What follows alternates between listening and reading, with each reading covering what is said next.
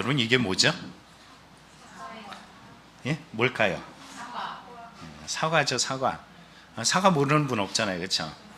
이 사과 어디가 가장 유명하죠? 예? 충주? 청주? 영도?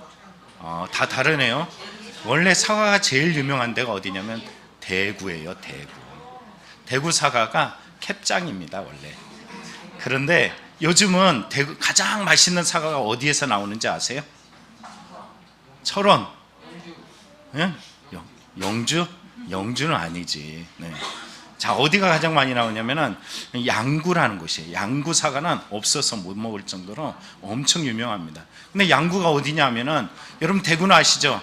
저 대한민국의 저 맨 아래 지역과 가까운 지역이에요. 그럼 양구는 어디냐면 38선 접경 지역입니다. 산만 넘으면 어디냐면 북한이에요. 근데 이곳까지 이렇게 기후가 바뀌다 보니까는 사과가 생산되는 가장 맛있는 맛을 내는 곳이 바로 위에까지 올라오게 되었습니다. 그런데 우리가 이렇게 생각해 볼 것이 있어요. 대구에서 양구로 옮겨지는 기후의 변화, 세상의 변화, 삶의 변화. 그런데 절대 바뀌어지지 않는 한 가지가 있습니다. 양구든 대구든 여러분 확실한 것은 배를 심는다 그래서 배가 나지 않는다는 거예요. 사과를 심어야지 반드시 사과가 난다는 것입니다. 우리는 이 기본적인 원리를 신앙에서는 접목하지 못하고 잊어버릴 때가 참 많습니다. 오늘 성경을 보면 이렇게 말합니다. 거짓 선지자들을 삼가라. 양의 옷을 입고 너희에게 나오나 속에는 노략질하는 일이라. 여기 삼가라, 너희는 삼가라, 너희는 조심해라, 너희는 경계해라, 이렇게 말씀하고 계세요. 그런데 무엇을 경계하라 그러냐면 선지자라는 당연성을 말해주고 있어요. 여러분 성경에 말하는 선지자는 뭘까요? 우리가 알고 있는 것처럼 하나님으로부터 계시를 받아 하나님의 뜻과 하나님의 그 섭리들을 선포하는 사람을 곧 선지자라고 이야기해요. 이 선지자들은 내가 하나님의 사람이야, 내가 하나님께로 왔어라고 생각하는, 난 하나님의 백성이야, 난 하나님만 예배라고 이야기하면 선지자가 선포한 모든 말은 들어야 될까요? 안 들어야 될까요? 당연이라는 당연성이 있습니다. 당연히 따라야 돼요. 그런데도 불구하고 오늘 성경에 보면은 이 대상을 거짓 선지자 이렇게 말하고 있어요. 당연성 가운데 있지만 당연하지 않는 거짓이라는 것이 오늘 성경에 나타나고 있습니다. 이것은 모조의 가짜의 이런 말을 가지고 있다는 것입니다. 오늘 성경에 거짓이라고 이야기할 때 거짓 선지자, 당연성이라는 의미로 보면은 이것이 선지자만을 말하고 있는 것은 아니라는 사실이에요. 다시 말하면은 선지자는 당연하게 하나님께로부터 온 사람일 거야, 이렇게 말할 때 우리는 이게 당연성으로 이것만이 아니라 더 확대적으로 생각해 보면은 성도의 신앙도 바라봐야 돼요. 내 어머니가 내 아버지가 신앙이 좋았고 내가 기독교 신앙이었고 지금도 예배 자리에 있기 때문에 나도 당연히 참 선지자, 거짓 선지자처럼 참 성도, 거짓 성도라고 이야기할 때 내가 당연히 참 성도일 거야, 나는 당연히 천국에 갈 거야 라고 이야기하면 착각일 수 있다는 것입니다. 참이냐 거짓이냐가 왜 그렇게 중요한 것일까요? 여러분 왜 참이냐 거짓이라는 것이 중요할까요? 오늘 마태복음 7장에 보면 이렇게 말합니다. 아름다운 열매를 맺지 아니하는 나무마다 찍혀 불에 던져지느니라. 심판하신다는 거예요. 계시록 말씀으로 보면은 지옥에 던져버리겠다 이 말씀이 됩니다. 선지자인데 거짓이면 어떻게 된다고요? 지옥에 던져져. 내가 성도인데 불구하고 믿음이 좋다라고 스스로 자부하고 살았는데 하나님 보시기에 거짓이면 어떻게 돼요? 지옥에 던져져요. 그럼 우리도 한번 생각해 봐야죠. 오늘 성경의 마태복음 7장 22절에 보면 이렇게 말합니다. 그날에 많은 사람이 나더러 이르되 주여 주여 우리가 주의 이름으로 선지자 노릇하며 주의 이름으로 귀신을 쫓아내며 주의 이름으로 많은 권능을 행하지 아니했나이까. 여러분 당연성이 쭉 기록돼요. 주여 주여 부르는 당연성. 그러니까 나는 당연히 예수님이 나를 안다고 그럴 거야. 나는 선지자이기 때문에 당연하게 예수님이 나를 안다라고 말씀하실 거야. 나는 귀신을 내어 쫓았기 때문에 당연히 예수님 편에 있을 거야. 나는 능력을 그것도 한 번도 아니고 많은 권능을 행했기 때문에 당연하게 주님이 오시는 날에 반드시 천국에 이르게 될 거야. 그런데 성경 뭐라고 이야기해요? 오늘 7장에 보니까 뭐라고 이야기해요? 이렇게 말합니다. 그때 내가 그들에게 밝히 말하되 내가 너희를 안다 모른다? 그런데 어떻게 모른다고? 도무지 알지 못한대. 그리고서 말씀하시를 불법을 행하는 자들아 내게서 떠나가라. 떠나가. 이렇게 말하고 있어요.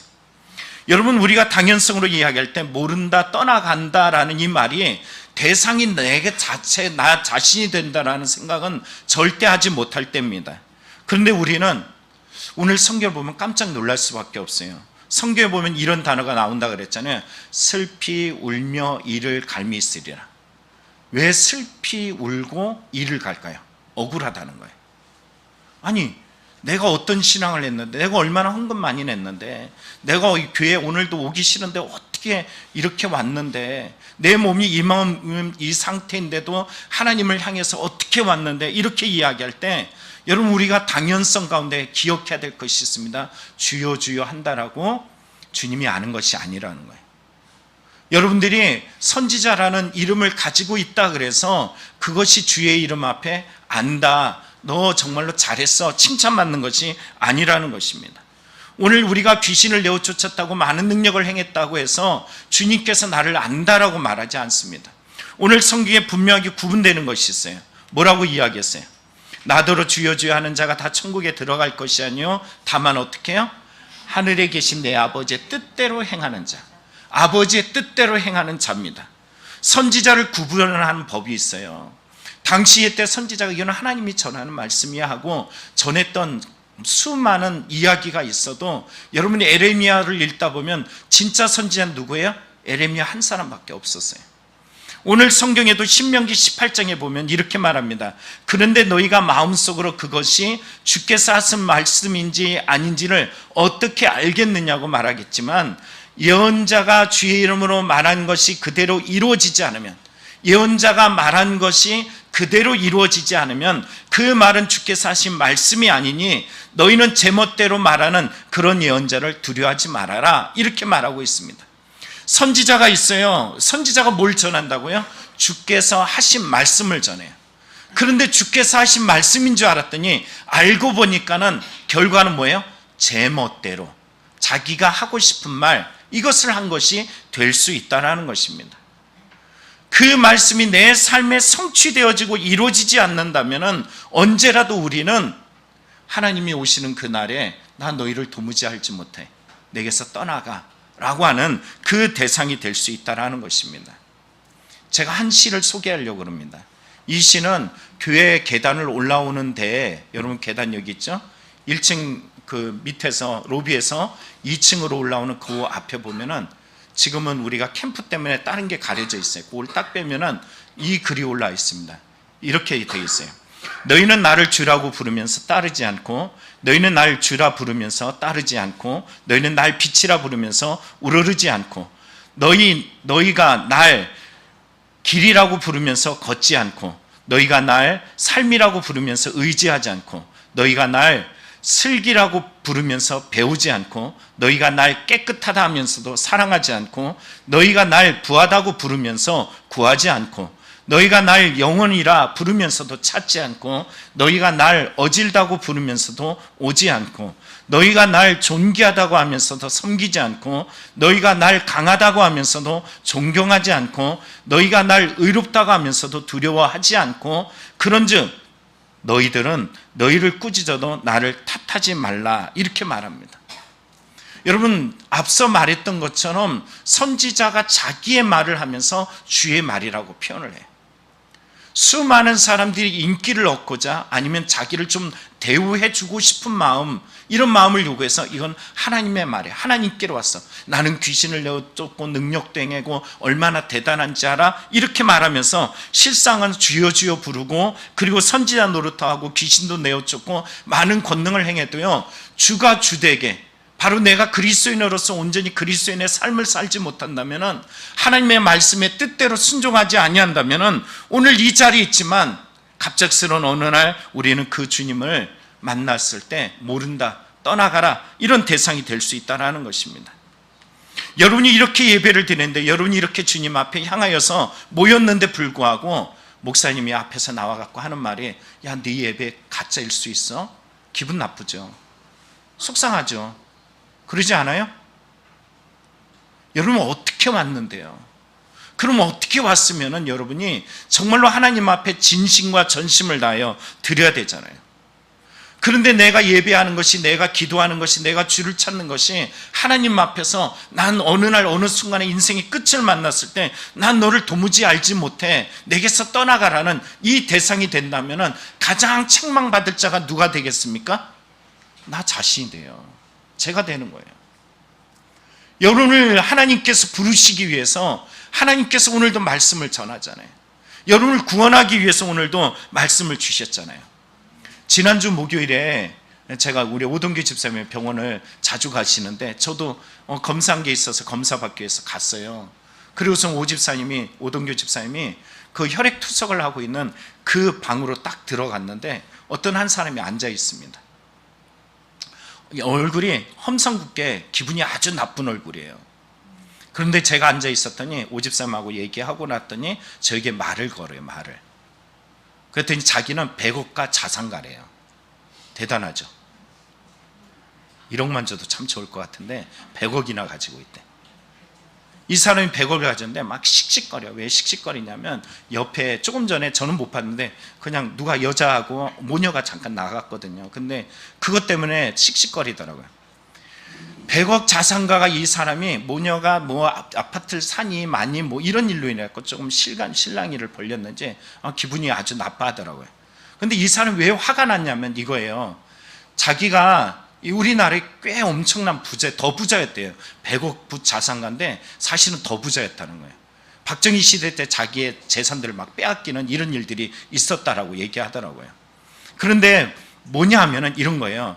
자기가 그 그랜저라는 현대차를 14년 전에 그 차를 샀다는 거예요. 좋아요, 안 좋겠어요? 좋죠. 기분이 좋겠어요, 안 좋겠어요? 그래서 차 사고서 나가는데 뒤에서 한 차가 들이받았대요.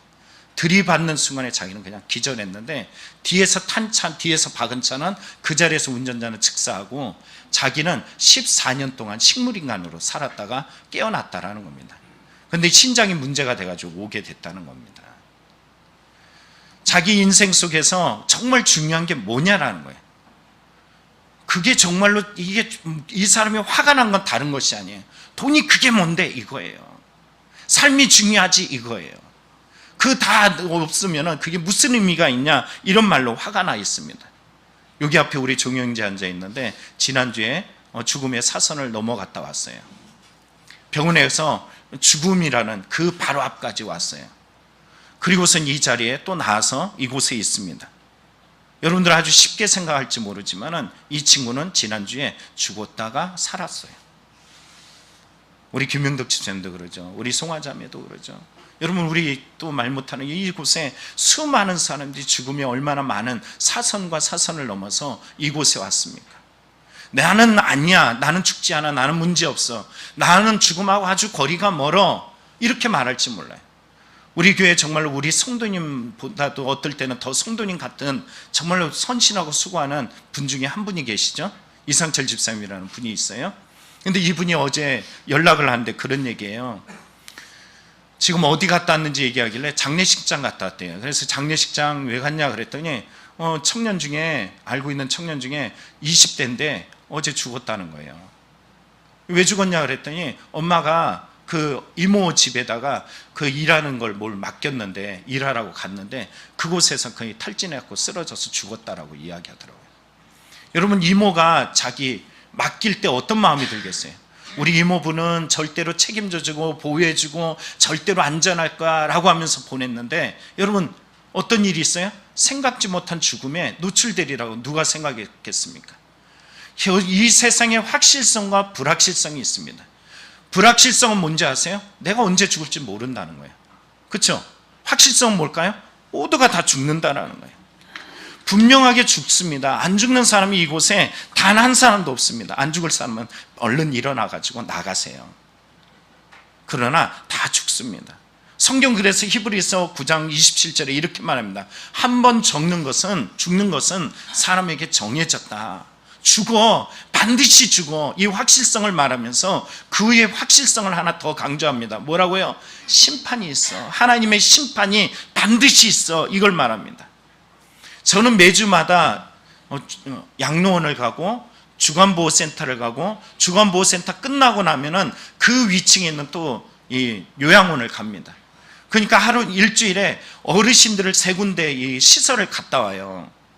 그곳에 맨날 가면서 예배 드리다 보면은 지난주에 있는데 없는 분들이 있어요. 어디 가셨어요? 돌아가셨어요. 예수 믿으셔야 돼요. 예수 믿으셔야 돼요. 들어요? 안 듣는 분도 있어요. 그러나 분명한 것은 그곳에 있으면서 저도 깨닫는 게 있어요. 언젠가 나도 저곳에 있겠구나. 나도 저곳에 있겠구나. 우리의 삶이라는 것이 그 자리가 안 올 것 같은데 반드시 와요. 그분들도 다 젊은 시절이 있고 소녀 시절이 있고 마음이 설레이면서 정말로 꽃 따는 것만, 꽃만 떨어져도 가슴이 설레었던 그런 시간들이 다 있었던 분들입니다. 우리는 이 세상에 가면서 그날이 안 올 거야 그러면서 버둥거려도, 심지어는 여러분이 운동을 해서 시간을 좀 낮출 수 있고, 여러분이 보험을 들고 절대 난 그날이 안 올 거야 그래도 보험이 의미가 없는 우리의 삶의 죽음이란 시간이 반드시 온다라는 것입니다. 여러분, 우리는 모든 곳에서 인생을 자유롭게 살고 있지만 절대 자유하지 못한 시간이 있어요. 오늘 성경을 보면 마태복음 7장 15절에 보면 양의 옷을 입고 온다고 이야기합니다. 이 양의 옷을 입었기 때문에 양들 사이에서 1위는 어떻게 해요? 자유해. 양옷을 입었기 때문에 자유해요. 난 양옷을 입고 거울에 비춰진 모습을 봐도 나는 괜찮아, 문제없어, 이렇게 말하면서 자유할 수가 있습니다. 그러나 그 실체는 뭐라고 이야기해요? 노략질하는 일이다, 이렇게 말합니다. 노략질한다, 원뜻은 강도, 사기꾼, 탈취자, 결국 심판의 대상이 됨을 말해주고 있습니다. 근데 제가 왜 오른쪽에다가 예쁜 호랑이 하나를 그려놨을까요? 제가 한 어릴 적에 읽었던 책이 갑자기 생각이 나더라고요.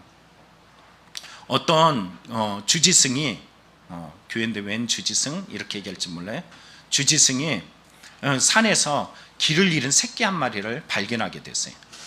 그리고 새끼 호랑이를 발견했고, 이걸 그냥 내버려 두면 죽을 것 같으니까 그걸 가지고서 어디로 오냐면은 집으로 가져왔어요.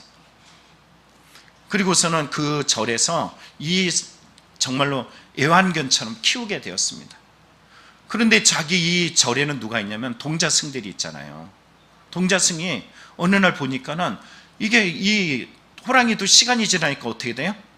크죠. 자라죠. 그래도 여전히 새끼 호랑이겠지라고 생각하면서 그 쓰다듬다가 어떻게 잘못해가지고 손을 이제 빕니다. 피가 흘러요. 근데 이거를 그 호랑이에다가 이렇게, 야, 이 손 빨아줘. 그러고서는 피 흘리는 거를 호랑이에게 그 손을 맡겼어요. 그 결과는 어떻게 됐을까요?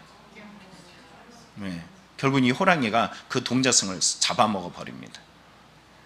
여러분, 저는 그때 사실 어린 나이 때, 아주 어릴 때 읽었거든요.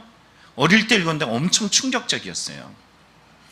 결국 이 동화가 해주고 싶은 얘기는 뭐냐면은, 그 안에 있는 이 호랑이, 사람의 마음속에 있는 이 호랑이는 정말 언젠간 나온다라는 거예요.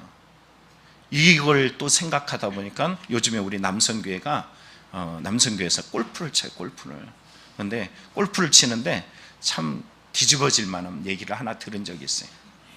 우리 성도님 중에 골프를 얼마 치지 않았는데 참 잘 치는 성도가 있어요. 제가 뭐라고 얘기는 못하겠습니다. 잘 치는 분이 있어요. 그런데 뭐라고 얘기하냐면 이런 말을 해요. 박 권사님이, 여기 있는 박찬호 권사님이 얘기하기를, 바퀴벌레하고 실력은 꼭 18홀 안에 나온다, 이렇게 얘기하더라고요. 무슨 말인지 알겠어요?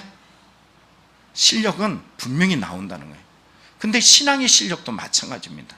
반드시 나와요. 내 신앙의 상태는 반드시 나옵니다. 내가 신앙이 아주 좋은 것 같고 괜찮은 것 같고 성장한 것 같고 이제는 천국에 갈 만큼 언제 죽어도 괜찮을 것 같은 그런 실력을 갖춘 믿음의 신앙인 것 같지만 인생의 18호를 지나가면서 언제 그 바퀴벌레 같은 실력이 내 삶에 튀어나올지 모른다는 사실이에요. 그러면은 망가지는 거예요. 주님 앞에 내가 얼만큼 기도하고 얼만큼 주님을 찾고 말씀 안에 서지 않으면 우리는 쉽게 무너질 수밖에 없는 연약한 존재임을 성경은 우리에게 보여줍니다. 사탄은 끊임없이 우리에게 와서 우리를 넘어뜨리려고 하고 있어요. 여러분이 신앙을 더 좋으려고 할 때 사탄은 나의 삶 속에 어느 날 갑자기 쑥 나와가지고 넘어뜨리려고 합니다. 그럴 때 이길 수 있는 것은 뭘까요? 말씀밖에 없다라는 것입니다. 그래서 마태복음 7장 16절 17절 18절에 이렇게 말합니다. 그들의 열매로 그들을 알지니 가시나무에서 포도를 또는 엉겅퀴에서 무화과를 따겠느냐. 이와 같이 좋은 나무마다 아름다운 열매를 맺고 못된 나무가 나쁜 열매를 맺나니 좋은 나무가 나쁜 열매를 맺을 수 없고 못된 나무가 아름다운 열매를 맺을 수 없느니라. 분명한 것은 내가 살아있는 나무다. 예전에 어떤 그 예언을 하는 분이 그런 얘기를 하더라고요. 환상이나 어떤 걸 때 나무를 보면 그건 사람을 말합니다. 이렇게 얘기한 것이 여기서 뺐는지도 모르겠다는 생각을 해요. 나무가 살아있다, 사람이 살아있다라고 이야기한다면 반드시 열매를 맺습니다. 그 열매가 못된 열매든 좋은 열매든 살아있다면 반드시 열매를 맺게 됩니다. 그런다면 이 열매 가운데서 우리가 잘 맺어야 될 것은 뭘까요? 좋은 열매지요. 좋은 열매를 맺는 것이 쉬울까요? 어려울까요? 고통스러울까요? 절대 쉽지만 않아요. 어렵습니다. 이 어려움을 성경에 잘 보여주는 것이 뿌려진 씨앗에 대한 바로 이런 비유입니다. 어떤 내용을 담고 있어요? 길가밭, 돌짝밭, 가시떨기밭, 그리고 좋은 땅에 바로 씨가 뿌려졌을 때 좋은 열매를 맺기 위해서 뿌려집니다. 하나님 말씀이 우리의 삶에 쉼없이 뿌려지는데 나의 환경, 나의 상황, 나의 주변을 들여다보면 여러분 어때요? 길가밭이 싫은데 우리는 내 방법으로 내 길가에 뿌려지고 돌짝밭에 떨어지고 가시떨기에 떨어집니다. 좋은 땅이라는 곳을 우리는 사모하고 있지만 내 환경이 절대 좋은 땅이 아니라 무척 힘들고 어려운 경우들이 참 많아요. 예수님께서는 이 비유를 말씀하시면서 길가라는 것이 어떤 곳인지 말씀하시기를 말씀을 들었지만 사탄이 즉시 와가지고 그 뿌리가 없으므로 말씀을 빼앗아간다 이렇게 말합니다. 또 뭐라고 이야기해요? 돌밭이라고 이야기하죠. 돌밭에 뿌려졌다는 것은 말씀을 들을 때 기쁨으로 받아요. 야, 오늘도 은혜롭네, 오늘도 좋네. 그렇지만 이 뿌리가 없다 보니까는 환난이나 어려움이 오면은 박해가 오면은 금세 말라 비틀어져 버립니다. 가시떨기는 어떨까요? 내 삶의 환경을 돌아보십시오. 보면은 여기에 말한 것처럼 세상의 염려, 재물의 유혹, 기타 욕심, 수많은 환경적인 요소들로 말미암아서 나는 이 말씀이 절대 자라나지 못해요, 어려워, 힘들어, 그러다가 결실하지 못하고 말라 죽는 열매들이 있습니다. 그리고 우리는 성경의 마지막 거를 기억하죠. 좋은 땅. 이곳에는 30배, 60배, 100배의 결실을 맺습니다. 그런데 여러분, 제가 이 설교를 많이 했기 때문에 여러분 기억하시죠? 좋은 땅에 뿌려지기 위해서 어떻게 해야 된다고 그랬어요? 길가밭, 돌짝밭, 가시떨기가 중요하지 않는다 그랬잖아요. 좋은 열매를 맺기 위해서 어떻게 해야 된다고요? 좋은 땅이라는 것은 어떤 땅이라고요? 갈아엎어야 된다고 얘기했잖아요.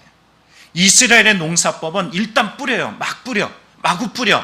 그리고 나서 나중에 어떻게 해요? 갈아엎어요. 여러분들의 삶에 하나님 앞에 어떻게 해야 되냐면 인생에 다가오는 수많은 이런 환경적인 요소, 하나님 나는 길가밭이에요, 나는 돌짝밭이에요, 나는 가시떨기에 환경 때문에 문제예요 라고 이야기할 때 열매를 맺기 위해서 해야 될 가장 근본적인 거는 갈아엎는 거예요. 그런데 여러분, 길가라고 이해할 때 이 길 어떤 고난이 있어요? 갈아엎기 위해서 여긴 길인데 이걸 내가 그동안에 있었던 길인데 내가 갈아엎어? 안 되는데. 그런 생각하면 안 돼. 그냥 갈아엎어야 돼요.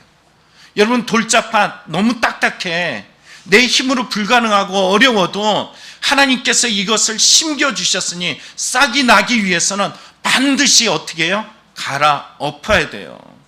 가시떨기에 떨어졌을 때 어떻게 할까요? 환경적 요소를 보세요. 하나님 보세요. 이 온통 가시들이 많습니다. 가시 떨기에 뿌려진 것을 갈아엎기 위해서는 내가 어떤 상태에 이르게 됩니까? 가시가 누굴 찔러요?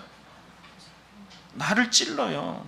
내 손에 피가 날 수 있고 고통할 수 있고 절망할 수 있고 아주 힘든 시간들을 보낼 수 있어요. 그러나 반드시 지나야 될 것은 뭐냐면 갈아엎어야 된다는 사실입니다. 아무리 이전에 있던 길이라도, 아무리 돌짝파지가 단단하더라도, 아무리 가시가 나를 찌르더라도 좋은 열매를 맺기 위해서는 어떻게 해라? 갈아엎으라. 그래야만 반드시 좋은 열매를 맺을 수 있습니다. 갈라디아서 5장에 보면은 예수님을 믿으면은 반드시 열매가 나타남을 보여줍니다. 어떤 열매일까요? 이렇게 말합니다. 오직 성령 열매는 사랑과 희락과 화평과 오래 참음과 자비와 양성과 충성과 온유와 절제니 이것을 금할 법이 없다. 절대 안 나타날 수 없다는 거예요. 우리의 인생 속에서 하나님께서 각 사람마다 다 열매 맺게 하셨어요. 그런데 이 중에서 첫 번째 열매인 사랑을 한번 비유로 얘기해 보려고 합니다. 여러분, 사랑이라는 건 뭘까요? 주라는 말일까요? 받으라는 말일까요? 주라는 말이에요. 그렇죠? 근데 사랑을 줄 때 사랑의 대상이 내가 사랑하는 사람만 사랑하는 것을 여러분 사랑이라 그래요? 아니면 사랑할 수 없는 것을 사랑할 때 사랑이라 그래요? 그렇죠. 옆에 보세요. 사랑할 수 없는 사람은 얼마나 많아요. 째려보지 마시고 사랑스러운 눈으로. 내가 볼 때는 절대 사랑할 수가 없어. 내가 볼 때는 사랑하기에 이게 A부터 정말로 마지막까지 다 걸려. 1부터 10까지 다 걸려. 그런데 여러분, 사랑하기 위해서 사랑할 수 있는 방법은 뭐냐면 어떻게 하면 사랑할 수 있을까요? 처음에는 사랑하려고 시도를 해요. 그러면은 나라는 자신, 이 육체적인 나, 그러니까 자라는 이것이 절대 사랑하지 못한다는 것을 알게 만들어요. 그래서 내 안에서 계속 다툼이 일어납니다. 성경이 이렇게 말합니다. 육체의 소욕은 성령을 거스리고 성령은 육체를 거스리나니 이 둘이 서로 대적함으로 너희가 원하는 것을 하지 못하게 합니다. 하나님 사랑하고 싶어요. 하나님 용서하고 싶어요. 하나님 품어내고 싶어요. 그런데 여러분 기억해 보십시오. 이 육체의 마음속에 나타나는 이 엄청난 싸움 속에서 여러분, 내가 육체적인 생각들 앞에서 사랑할 수가 없어. 사랑이 안 돼. 그리고 어떨 때는 보면은 정말로 내가 이것밖에 되지 않나? 이런 순간에 맞부딪힐 때가 있습니다. 그런데 그럴 때 어떻게 할까요? 여러분, 그럴 때 진짜 내 안에서 사랑할 수 있는 힘이 나오게 하는 하나님의 능력이 있습니다. 바로 예수 그리스도를 깊이 생각하는 거예요. 성령의 은혜들을 깊이 받아들이는 것입니다. 내가 어떻게 하나님의 사랑을 받았는지 알아듣는 거예요. 여러분 보세요. 사랑은 받은 것이 아니에요. 받는 것에 대해서 알고 사랑할 수 있는 힘을 얻게 되는 거예요. 받으려고만 하다 보면 육신적인 소욕이 내 안에서 움직여서 이 사람은 항상 아무개는 사랑이 없네. 저 사람은 사랑이 없네. 저 사람도 사랑이 없어. 이러면서 온통 불만투성이에요. 실제 문제가 뭐냐면 내가 받은 사랑을, 하나님의 사랑을 깨닫지 못하고 있다는 것을 생각하지 못하면서 A가 사랑이 없네, B가 사랑이 없네, D가 사랑이 없네, 이렇게 말할 때가 많아요. 진짜 문제는 뭘까요? 내가 사랑받았다는 이 존재를 알아야 돼요. 사랑받은 만큼 사랑할 수 있는 능력이 우리 안에 나타납니다. 그럼 그 사랑이 어떤 걸까요? 로마서 5장에 이렇게 말합니다. 우리가 아직 연약할 때 기약대로 그리스도께서 경건하지 않은 자를 위하여 죽으셨도다. 의인을 위하여 죽는 자가 쉽지 않고 선인을 위하여 용감히 죽는 자가 혹 있거니와 우리가 아직 죄인 되었을 때 그리스도께서 우리를 위하여 죽으심으로 하나님께서 우리에 대한 자기 사랑을 확증하셨느니라. 여러분, 사랑하고 싶지 않는 사람, 사랑할 수 없을 때 여러분 기도하십시오. 예수님의 사랑을 더 알게 해주십시오. 예수님의 사랑을 더 깊이 깨닫게 해주십시오. 예수님이 나를 어떻게 사랑하셨는데, 경건하지 않는 이 나를, 이 부족한 나를, 죄인 중에 괴수인 나를 정말 아직도 여전히 죄인이고 은혜를 받았으면서도 쉽게 잊어버리는 이런 나를 여전히 사랑해 주시고 또 기회를 주시고 기회를 주시는, 제가 말씀드렸잖아요. 이곳에 일주일간에 수많은 사람들이 죽어지는데 그곳에서 오늘도 나는 살아서 여기 있습니다. 숨 쉬는 이 순간, 목요일날 만났던 그 백억가 재산가처럼 우리 인생에 살아있는 것이 어떤 것인데, 이것만큼 가치 있는 것이 어떤 것인데, 죽어본 사람은 이걸 알아가지고 그거를 말 못하고 막 화가 나고 속상하고 힘겨워하는데, 우리 살아있는 존재는 이거에 대한 가치들을 깨닫지 못하고 다른 것에 마음을 빼앗기면서 어려워하고 지쳐하고 사는 것을 산다라고 말하지 않고 죽었으면 좋겠다라고 말하는 우리의 모습들을 발견할 때가 많습니다. 그럴 때 사랑할 수 없는 존재들 한번 생각해 보세요. 여러분 머릿속에 한번 생각해 보세요. 이 사람을 사랑해야 되는데 하나님 잘 사랑하지가 않아져요. 생각이 되는 사람이 있어요? 옆에 분에게 물어볼까요? 당신 생각했어? 생각이 났어요? 앞에 분 남편이 아니겠죠? 자, 우리 분명한 것은 우리가 이럴 때 기억할 것이 있습니다. 요한일서 5장에 이렇게 말합니다. 사랑은 여기 있으니 우리가 하나님을 사랑한 것이 아니요 하나님이 우리를 사랑하사 우리 죄를 속하게 하여 화목제물로 그 아들을 보내셨습니다. 사랑하는 자들아, 하나님이 이같이 우리를 사랑하셨은즉 우리도 서로 사랑하는 것이 마땅하도다. 사랑은 여기 있어요. 주님이 나를 사랑해 주신 이 십자가의 은혜, 이 보혈의 은혜들이 내 마음속에 차고 넘칠 때 비로소 우리는 내 안에서 이 사랑을 감당할 힘을 줍니다. 여러분, 나에게 상처를 주고 나에게 고통을 주고 오늘도 살아 숨쉬는 순간순간마다 맞부딪히는 많은 사람들 앞에 내가 생각한 사랑에 못 미치는 대상들이 얼마나 많아요. 그럴 때마다 여러분 얼마나 아프고 얼마나 지칩니까? 하나님, 저를 사랑해야 됩니까? 저를 여전히 사랑하는 것이 옳습니까? 그래도 사랑해야 됩니까? 라고 물어보면 하나님은 요한일서 5장을 통해 말씀하셔요. 사랑은 여기 있어. 우리가 하나님을 사랑한 것이 아니라 하나님이 우리를 사랑했어. 어떤 우리를? 아직 저도 죄인 되었을 때 우리를 위하여 죄를 속하게 하여 화목제물로 당신을 내어주셨어. 이 사랑을 안다면, 이 사랑을 안다면 여러분 사랑 받으려고 하지 마십시오. 사랑 받으려고 하는 것은 육신적인 소욕이에요. 성령을 거스르는 죄입니다. 여러분 사랑하시기 바랍니다. 그래서 오늘 성경의 마태복음 7장 18절 19절에 이렇게 말합니다. 같이 읽어봅니다. 시작. 좋은 나무가 나쁜 열매를 맺을 수 없고 못된 나무가 아름다운 열매를 맺을 수 없느니라. 아름다운 열매를 맺지 아니하는 나무마다 지켜 불에 던져지느니라. 말씀 마치겠습니다. JF 알펠트라는 사람이 이런 말을 하더라고요. 어느 누구도 포도나무에 다음과 같은 질문을 하지 않습니다. 너는 포도나무인가? 그러면 그렇다고, 아니면 아니라고 대답해봐. 이런 질문을 하지 않는데요. 탐스럽게 익은 채 매달려 있는 송이들이 더할 나위 없이 맑은 날에 진상을 고백한대요.